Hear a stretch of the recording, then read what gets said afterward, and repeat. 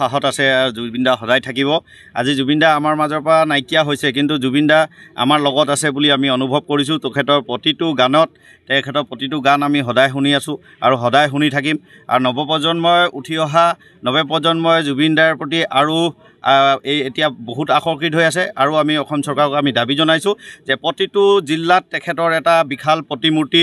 স্থাপন হওক প্ৰতিটো জিলাত এটা স্থাপন হওক আৰু আমি অসম চাহ জননী ছাত্ৰ সন্থাই আমি ইতিমধ্যে আমাৰ মাজত এটা সিদ্ধান্ত চলি আছে আমিও গেলেকীত তেখেতৰ এক প্ৰতিমূৰ্তি স্থাপন কৰিবলৈ আমাৰ মাজত ইতিমধ্যে এক আলোচনা চলি আছে ৰাইজক মই নমস্কাৰ জনাইছোঁ লগতে আমাৰ আজি দি শ্ৰদ্ধাঞ্জলি জুবিন গাৰ্গাৰ যি শ্ৰদ্ধাঞ্জলি অনুষ্ঠানটো পতা হৈছে তাৰ বাবে আমি উপস্থিত হৈছোঁ বিশেষকৈ মই বহুত বেছি ক'ব নোৱাৰোঁ দুৰ্গা পূজা লাগিছে এই দুৰ্গা পূজা লগা সময়ত যিটো আমি পৰ্দা চিনেমা চাওঁ এই চিনেমাটো আমি নেদেখাওঁ বুলি ভাবি আছোঁ এইবাৰ পূজা চিনেমা এইবাৰ বাতিল কৰিছোঁ